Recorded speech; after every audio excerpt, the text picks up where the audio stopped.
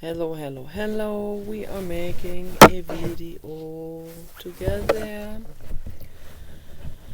and it's a lot of work here. Okay, every day a lot of work, like 8-10 hours of work per day, and the blue god gives me signs. This is so cute. Oh gosh, this is nice. So there's a lot of things that I wanted to talk about. My dreams at night, particularly, I dream about struggling for love, and the people I struggle with for love, they're in resistance towards making the world a better place. They're in resistance towards being kind to animals. They're in resistance to loving me as the person, as a person that has validity like everyone else.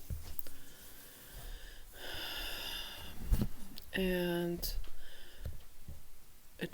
the dreams are reflecting on my past, my childhood trauma, the struggle with my mother, struggle for love. Mommy, love me. Mommy, see me. Mommy, understand me. Okay. And she can't. Okay. And I attract people in my life who are equally much in resistance towards understanding me, seeing me, loving me, respecting my boundaries, and so on.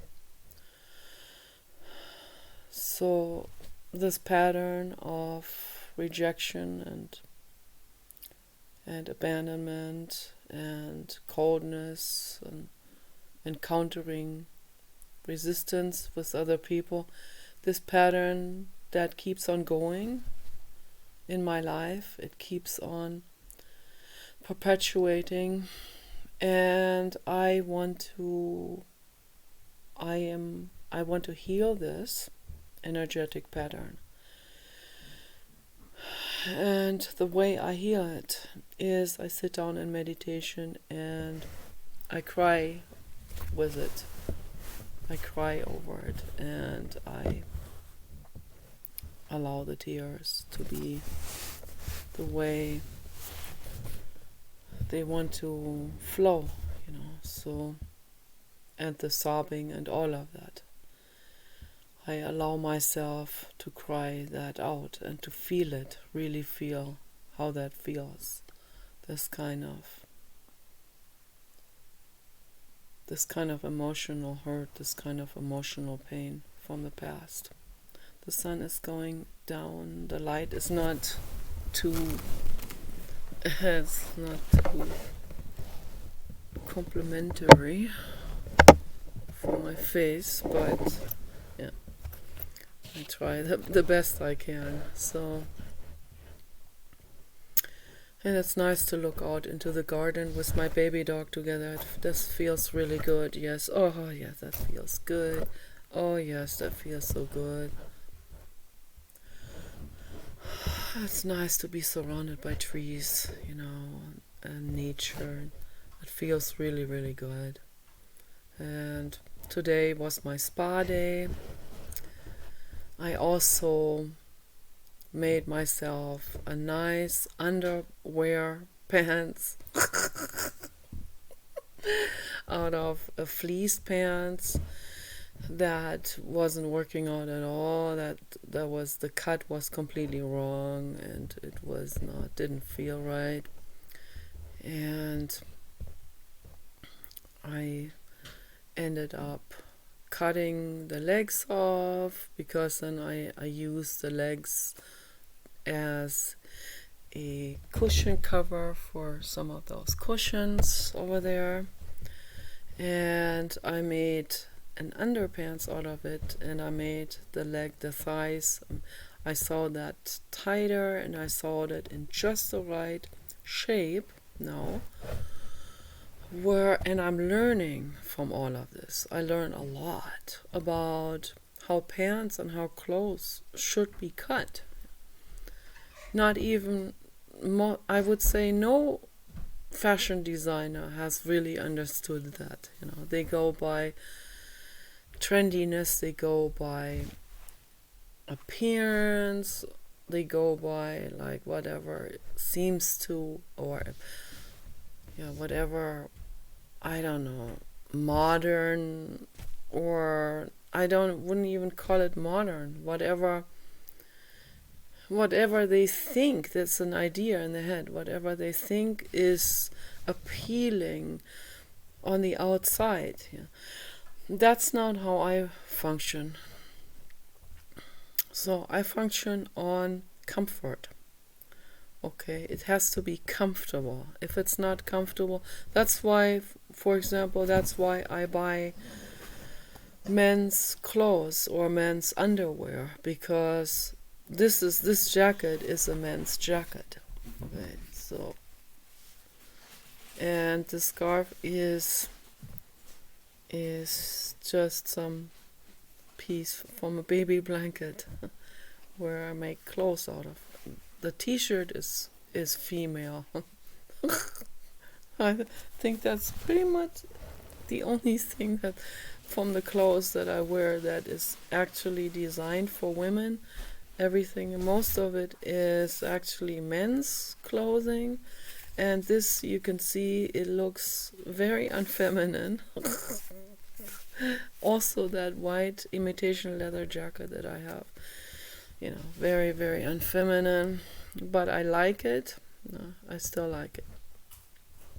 But yeah, if I would make all of these clothes, I wouldn't make it like this. So, like some kind of Forest Ranger jacket or something. And if I would design Forest Ranger clothes, I would make it much nicer. For me personally, my personal taste, and my personal taste is congruent with comfort. So this jacket is quite comfortable, but it's kind of baggy. I don't like necessarily baggy type of clothes. Baggy, like where the fabric doesn't serve any kind of purpose or something. So I think the fabric should be serving the body and the body's movement, particularly the hips in women. So that's why I'm shining the camera at my artwork. You can go by, it's okay. It is safe. So I would make the pants, and I saw also the difference between, for example, the Walmart women's ski pants and the Walmart men's ski pants or winter pants. Big difference. The difference right there is already in the hip area. The women's have more of, even if they don't have the booty, they still have this, the hip a little bit wider than, quite a little bit wider than the waistband area. Okay, so, and even though I don't have like whatever these people are called, Beyonce butt or something, or Brazilian booty or something like this. No, I have German trailer mama booty with spare tire and all of that. Yeah, but it's still, I like the way it looks. It doesn't seem like wasted material. It seems like shapely made material. Even if there is like wind in it, right? Like the extra, like Babette or something, the animation babes, they would fill that all out. But even though it doesn't, it has some space on the side, like the extra, like the old-fashioned horseback riding pants. My grandfather still had those. That they had rigid material, or they didn't have elastic materials at that time, like around 1930 or something. So they had to make the riding pants like with the extra hips, even for men, because otherwise they wouldn't be able to get on the horse without tearing the pants, and that wouldn't work. So it has to have this extra leeway space, the movement space. And that, even if some people don't find that elegant or they find it unfashionable, I don't care. I care about comfort and practicability and health. So those are the three biggies for me in fashion. And then to me it also looks good then, if it has these criteria of practicability, comfort, and health. So yeah, I like that the women's ski pants from Walmart. They know what they're doing, So it has the extra hip space, even for the German trailer mamas, for the hip movement, extra space, to move around for skiing in particular, horseback riding, of course, but they have different pants for that. They have to be very elastic, of course. So, and I like that when there's elasticity in the fabric also. I think that's very, very important. But, the Walmart ski pants, they're not elastic, but they have this just the right space area for movement, and I really like this. So the men's are a little bit more straight in the hips. I mean, I get the extra large ones, so it still works, but it works better when there's a couple inches extra space in the hip area in general. So because we move, we walk around, we move, we dance, we work with that, So same for a jacket, a jacket should not be super tight fitting, but it shouldn't be ultra baggy either. So it should be shapely, for a woman it should have like a shape, like an 8. It should have that in it. Even if the woman, whoever wears that, doesn't have that 8 shape. I have a narrow waist, so for me that would work. So, and then the upper chest part, of course, that is very big. So that has it should have that nice 8 shape, the jacket, and the jacket should come over the hips, way over the hips, to give extra warmth, against bladder infections. So, and then the shoulder area should be, and there should be elasticity in it, but the shoulder area, that shouldn't be too tight, of course, but it shouldn't be too loose, shouldn't look like a baseball player or something, which this one has the tendency to do. But at least they don't have any padding in this. In the 80s, now that was the ultimate faux pas of the fashion industry. We all know that. Everyone who's my generation knows that the 80s are like red bar across. So they had these extra shoulder paddings and stuff like that. I think my mother took all of that out later on. That was loosely sewn into it. You could actually cut that and take that out.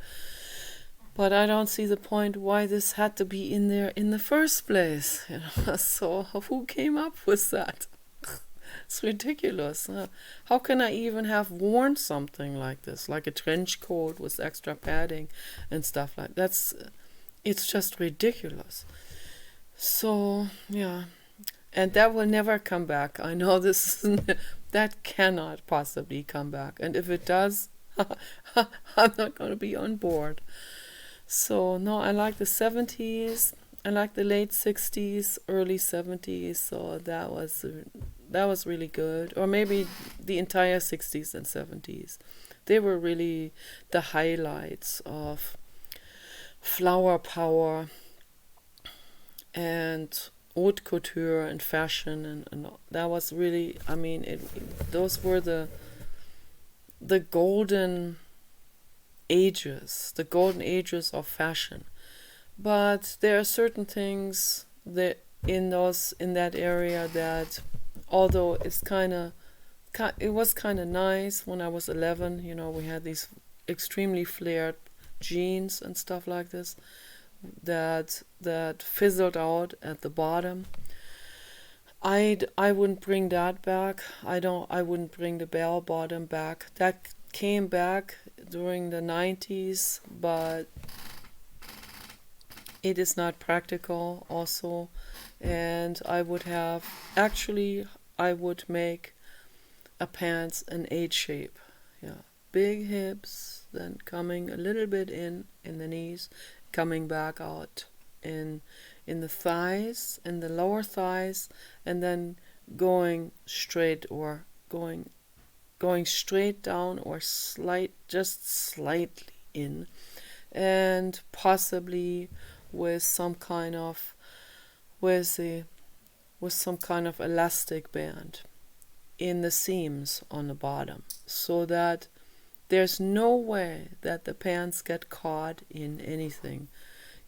People used to tie stuff around their legs because of these big bell-bottom pants when they would go bicycle riding. Otherwise, this flap would get caught in the tires. And this happened a lot to us. So we always had some tears in it, and some kind of like black oil from the bicycle would be stuck on that bell bottom.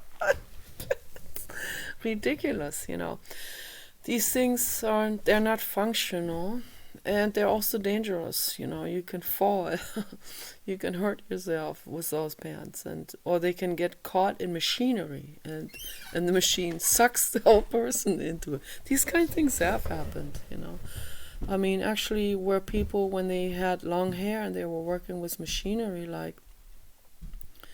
like some kind of rotation machinery, where their hair gets caught in it, and the machine keeps going, and the machine keeps drawing that person closer with the hair until the entire brain and the whole body gets smashed up. These things have happened, and it's gruesome. And that's why they make some people wear like some kind of like surgery helmets or hoods with a rubber band in it or something like this to prevent these kind of things, the hair from falling into something. But maybe they only hire people with short hair to operate those kind of machineries. These kind of things, they should never happen. People should be really, really careful on how they have their hair and how they dress before they work with machinery where they have like a rotation wheel or something that keeps on going. Really dangerous. Horrible. So I stay away from dangerous type of situations in general. I've never worked for a place where things are dangerous, any kind of machines or something like this that are large. I would never fly a helicopter or airplane. I mean, driving a car, that's like the most I'm willing to do. And I have to focus. Like when I drive, I have to really focus. I do not take my eyes off the road, ever, not even for a second, because I know it's absolutely vitally important to be fully focused when you drive. And that's why I'm also looking forward to the streets having only self-driving cars and trucks and vans and buses. So because then the risk of accidents goes away. The risk goes down percentage-wise, and it saves lives. It's really important.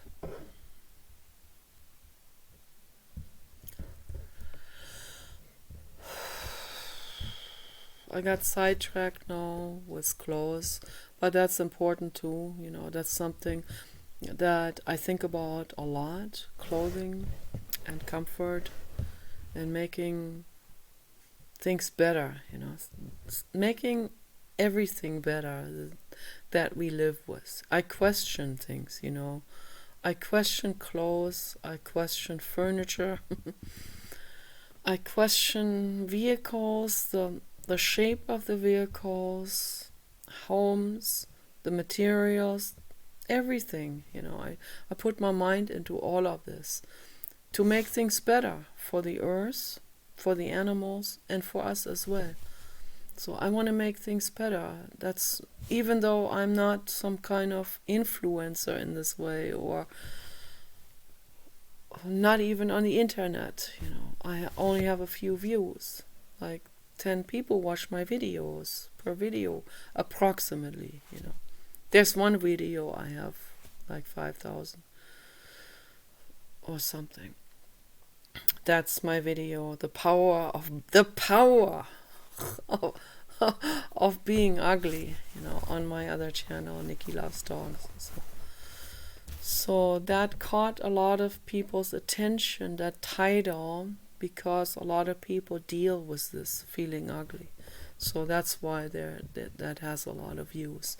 And then Paul's whale video has a lot of, like 10,000 or something.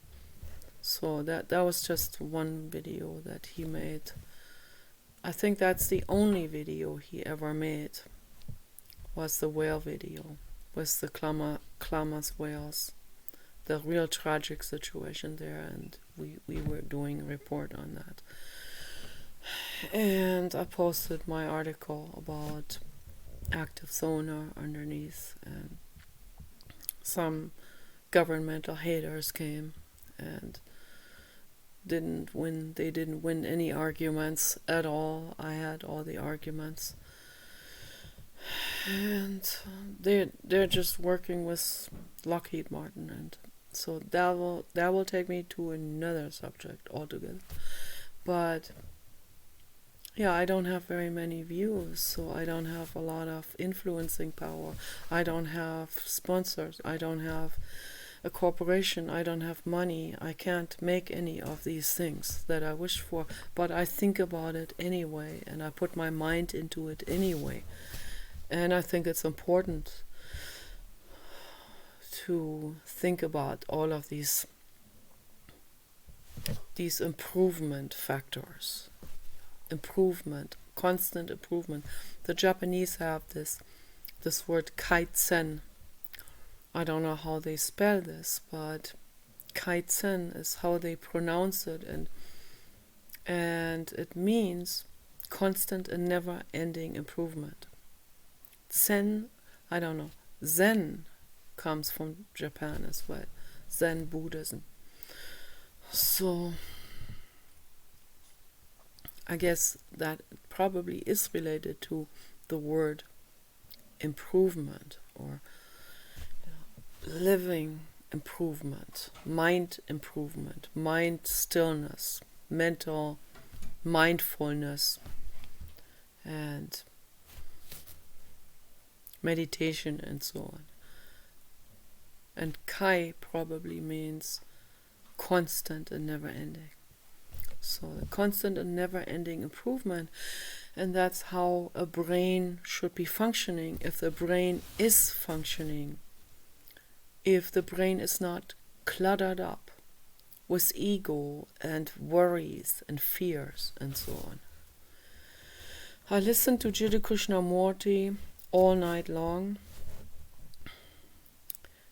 It's about at at 4 a.m. in the morning when I put my earplugs in, because 4 or 5 a.m.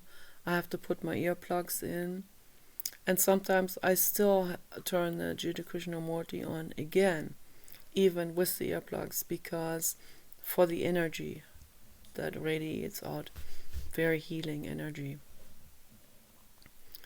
But I have to put the earplugs in before the birds wake up, because we live surrounded by trees, and that's wonderful. I absolutely love it. And those stellar jays, they are very, very, very loud. Even though they wake me up, I always say, you guys are loud. But I love you anyway, infinitely much. I know you're early birds, all of you. And sometimes they come onto the deck, and the deck goes all the way halfway around the house and past our windows.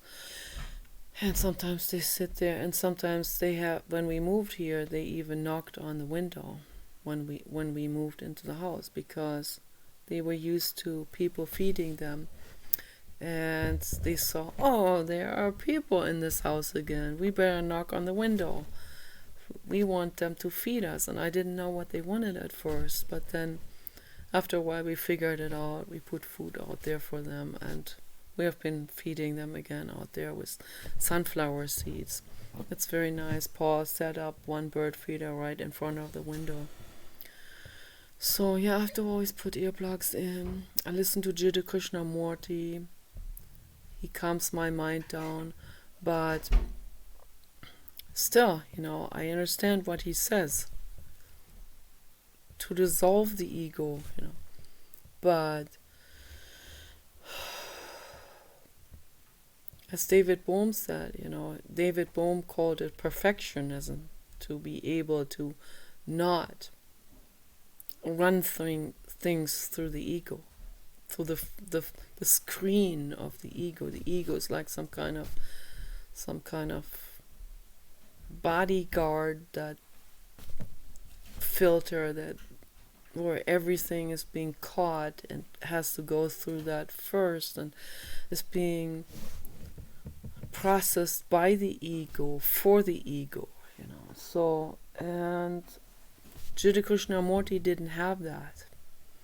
And David Bohm called it perfectionism. And Jiddu Krishnamurti said, that's not perfectionism. But to him, of course, it wasn't perfectionism, because that's how he was. He didn't have an ego. He really didn't. But everyone else has some form of ego. In some way, it forms it. Things are being handled by the ego in one way or in a different form, could be through OCD, hand washing. That's ego too, not just cluster B. Cluster B is ego right in your face, but all of those, the Machiavellian, what they call these three biggies or whatever, psychopathy, sociopathy, Machiavellianism. So, manipulativeness, lying, deceiving,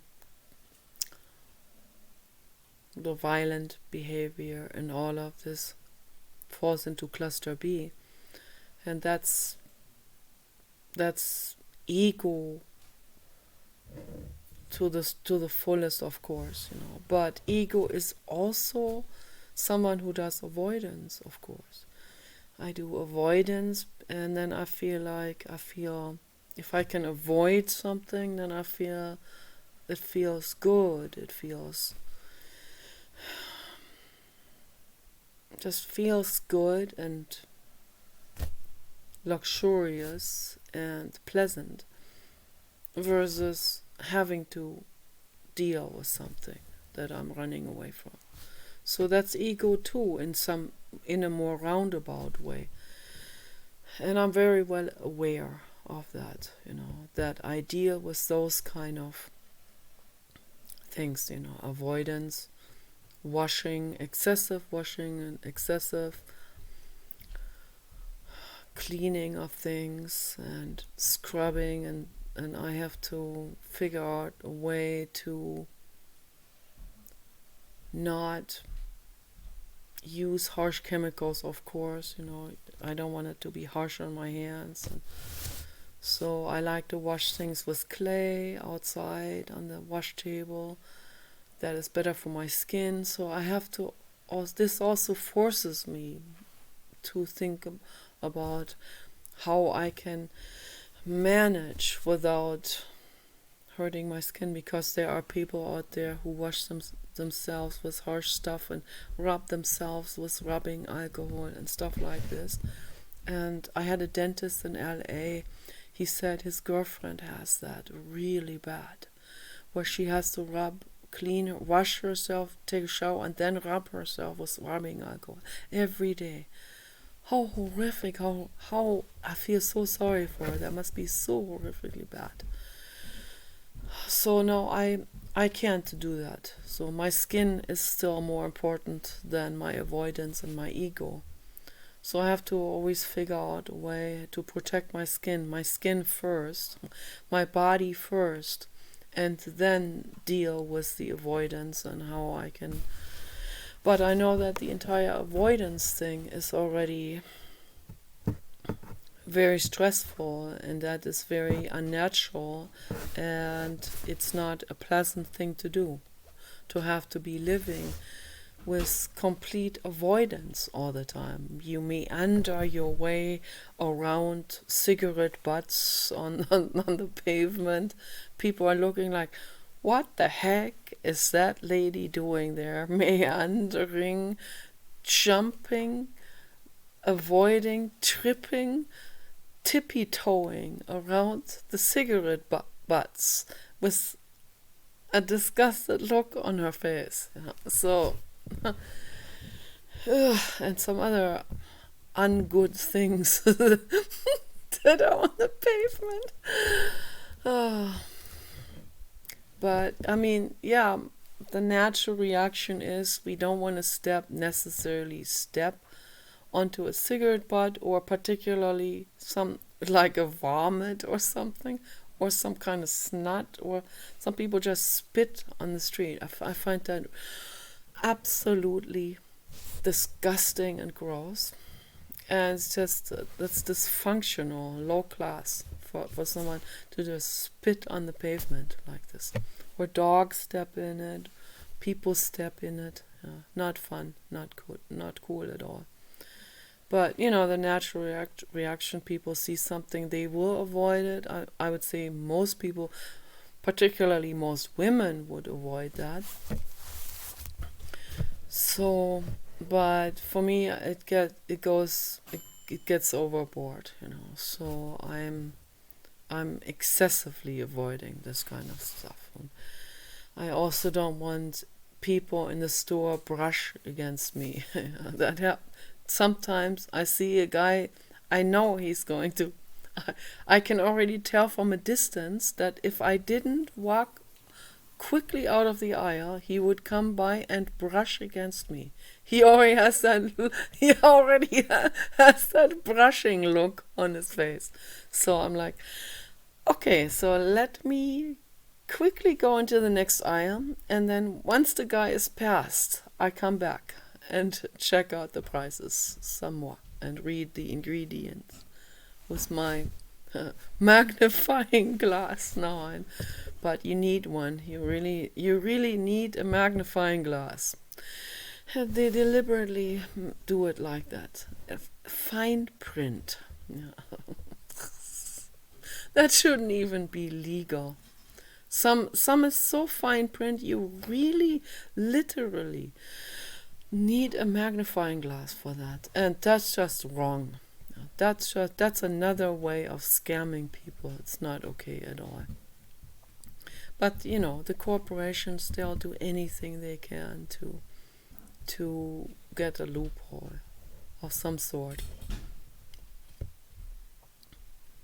I could never sell the public something unhealthy. I could never, ever do it. If I know the ingredients are not good for our health, I cannot put ingredients. I cannot create a protein bar and sell it and know that there are terrible ingredients in it that people will eat, and food colors, and artificial flavors and preservatives and all of that stuff, and aspartame and Splenda and these kind of horrible artificial sweeteners. Those are derivatives from pesticide manufacturers. I'm not kidding, it's the truth. I mean, like, God, we gotta stay away from pesticides and all of these artificial chemicals that don't come from nature, that come from tweaking around with chemical molecules, particularly petrochemical molecules that are oil derivative substances that come from the oil industry. Yeah, we want to, the raw oil that comes out of the ground, that's still whole. But it shouldn't be on the surface. It should be inside of the planet. There's a reason for it, why it is inside of the planet. Because it would drown animals, and it has drowned animals. So we need to immediately stop all drilling for oil. Okay, that should not be allowed. Ever. And the pigs need to be freed. Okay, these are very urgent things that need to be happening right now. Free the pigs, free all the animals, free all birds, free all animals, all whales, all beings from confinement. Bring them back to their natural habitat, where they can be happy and free. Very important. I wish for it. I pray to the blue god every night, every day. I talked to Paul earlier, I cried again about the pigs in gestation crates. It bothers me so much. It bothers me infinitely much. It's unacceptable. It causes me to cry and become very despaired and get into a nervous breakdown.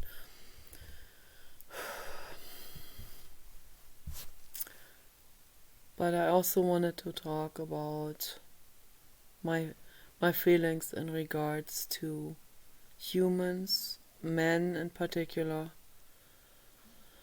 It's very difficult for me to understand men, and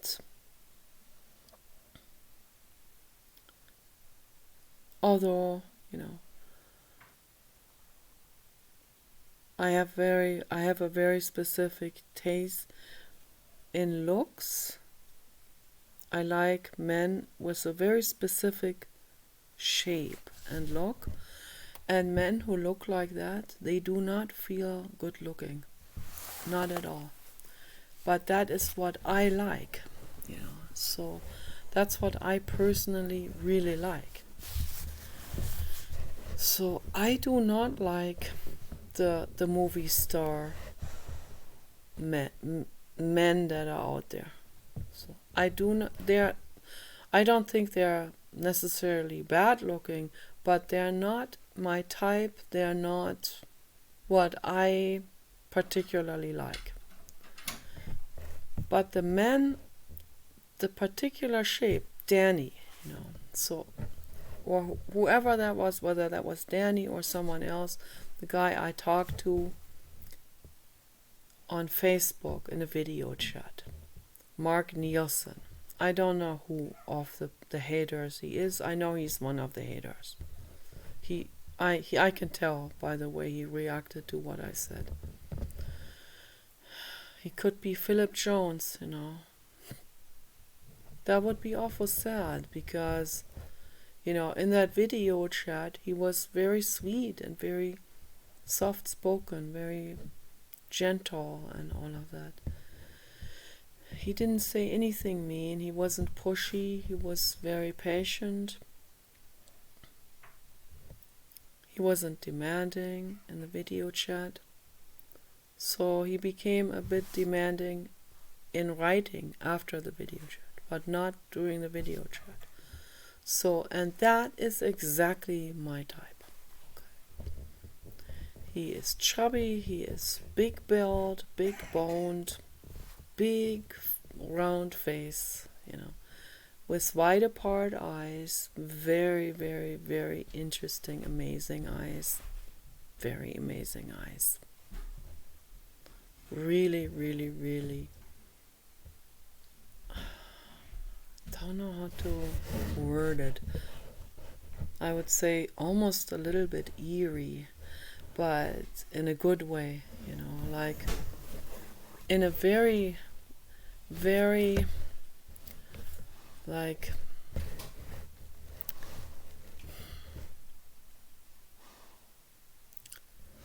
someone who has metaphysical abilities.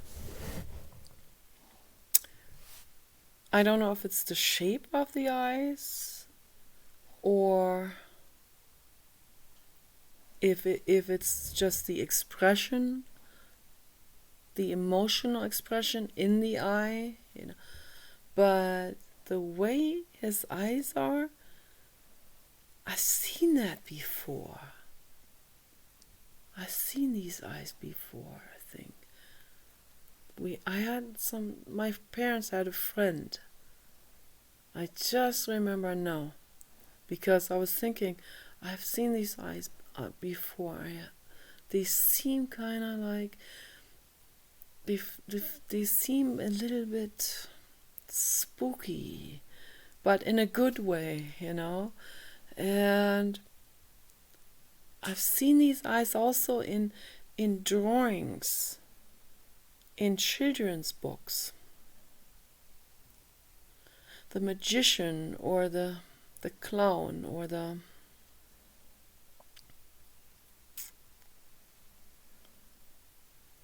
I don't know. There was always someone who had supernatural powers, who had these kind of eyes. A little bit like Nefertiti from Egypt. I wonder if he has Egyptian in him. He may have. So I didn't really know what kind of ethnicity he has. So my first thought was a bit Colombian, a little bit, you know, Native American, definitely, a little bit black, 5%, not much more than that. And just my rough estimate, you know. And very fair skin, like mine, I would say, or almost as mine. And black hair, slightly curly, and thick eyebrows that are curved round like this. And then the eyes in a very specific, my eyes are different. So I'm gonna look into without squinty. Look straight. Yeah, his eyes are more like this.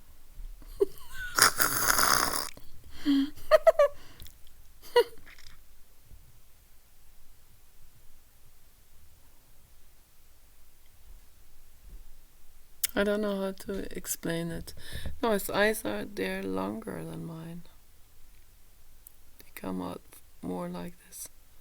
I don't know. But that really, really did something to me. Oh my gosh. It's amazing how someone's appearance can be so incredibly physically appealing sometimes to us. Different people are appealing to different people. So I don't think my mother would be attracted to him. I don't think so. No, my mother likes different types.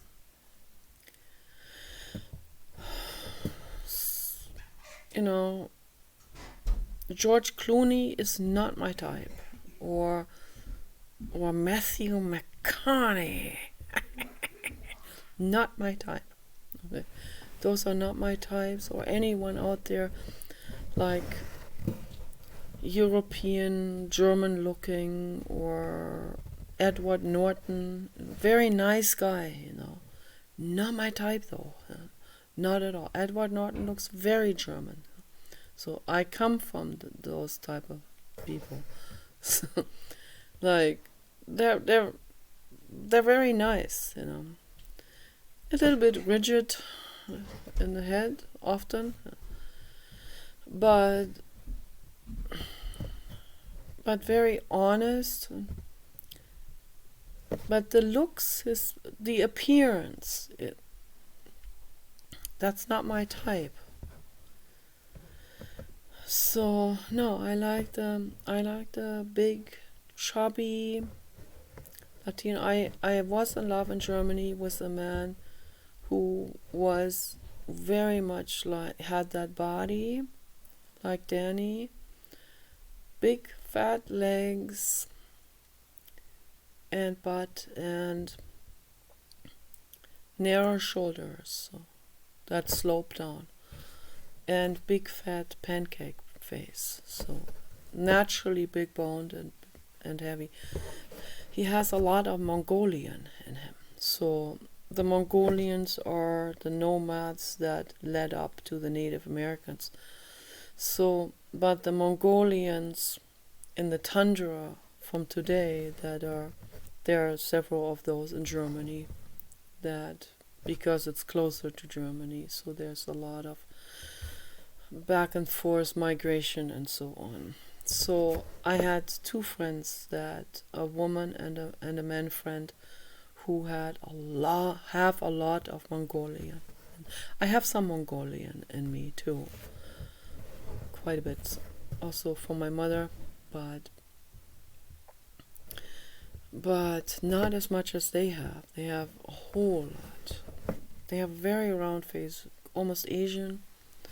And the girl, I love her dearly. We were always jealous of each other, I guess. So I envied her beautiful, amazing face. And she could have been a photo model, for sure.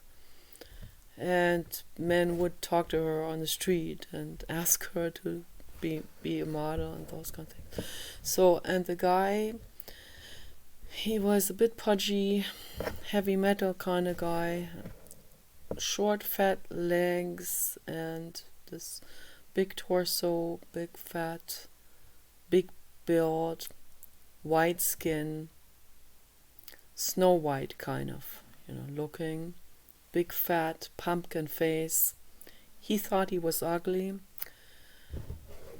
I understand that now, looking back. Okay, so, and I've probably treated him in a way where he completely misunderstood me. I was reactive out of my pain. Yeah. It was my pain that reacted to him. And he reacted out of his pain. So we made each other suffer because neither one understood the pain of the other. And we were unconscious about it. How could we even understand? How could we even say, I'm jealous of your ex, or I am jealous that you are flirting with my female friend. I wasn't even consciously aware of it.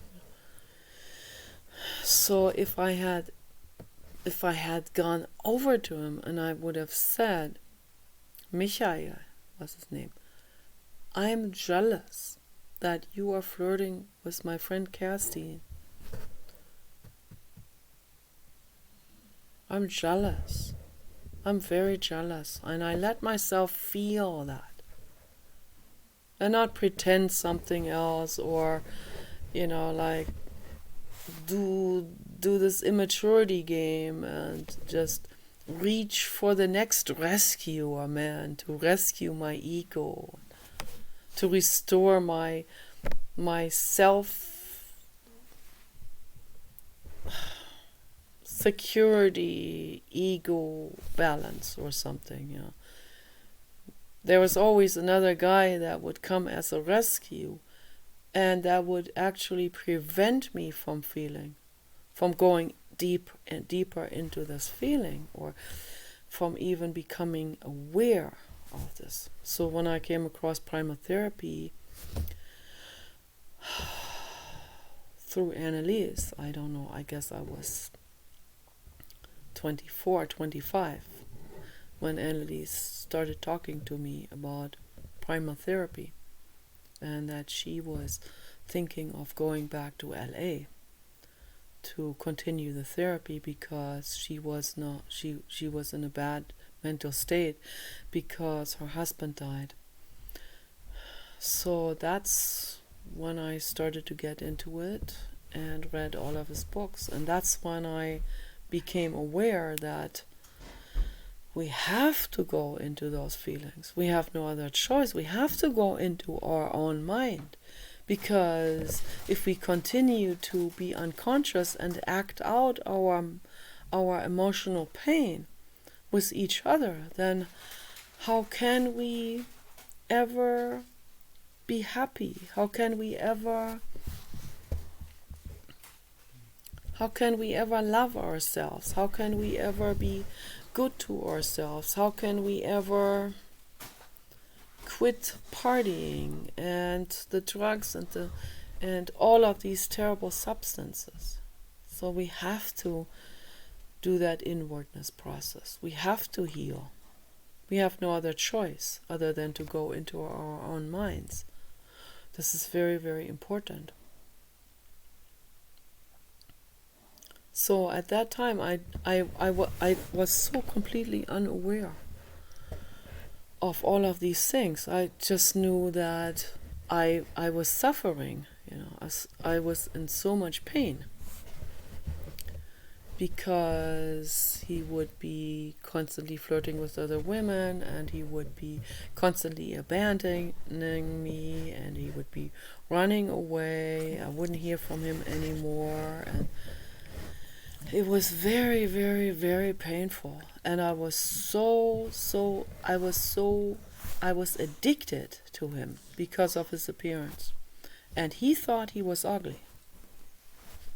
And I should have just said to him, you are the most gorgeous guy in the world. And I didn't even do it. I didn't even say that. Because I guess maybe this was all unconscious, but I think unconsciously, we're afraid to say I'm jealous. We're afraid to say you're gorgeous because we're afraid that we come across as too needy or too dependent and so on. But I eventually come across as needy and dependent anyway in other, in the way I behave, So it's better to say it. It's better to talk about it.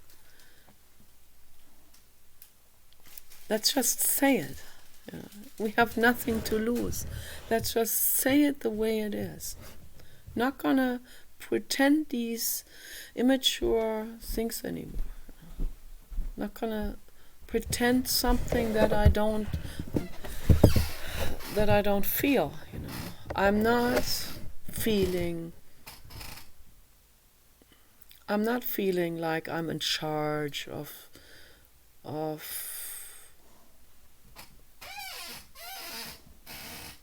a lot of stuff that's happening in the world, you know, in charge of a man, how he feels towards me. No, I have no legislation over how anyone feels towards me, and it's okay, and I don't even want to.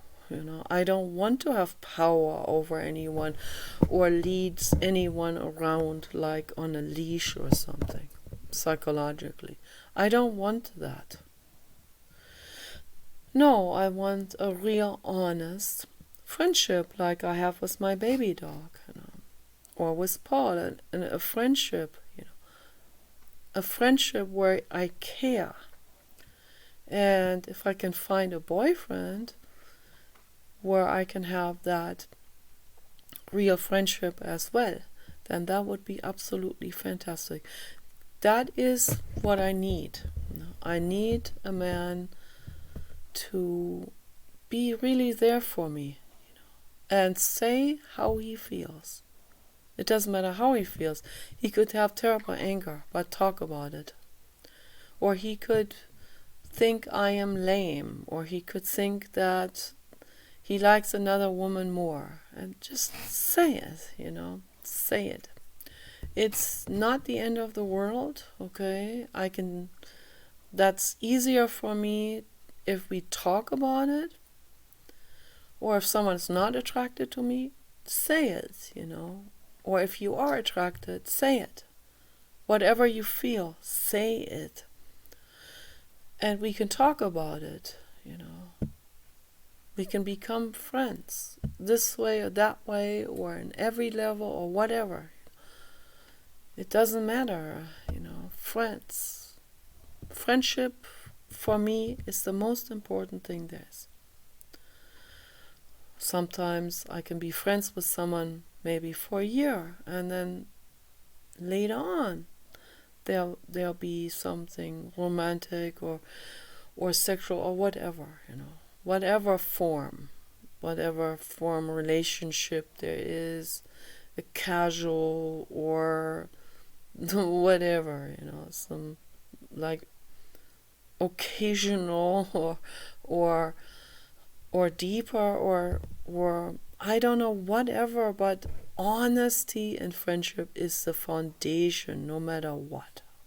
That's what I'm looking for friends. I'm looking for people who are willing to say how they feel at all times and not be ashamed about it. There's no need to be ashamed about anything. I have no taboos at all in terms of emotions, sharing emotions, you know, absolutely. That needs to be transparent, okay, at all times. This is what I believe. I really strongly believe that. So the sun is going down. I am signing out. Peace and love for all living beings.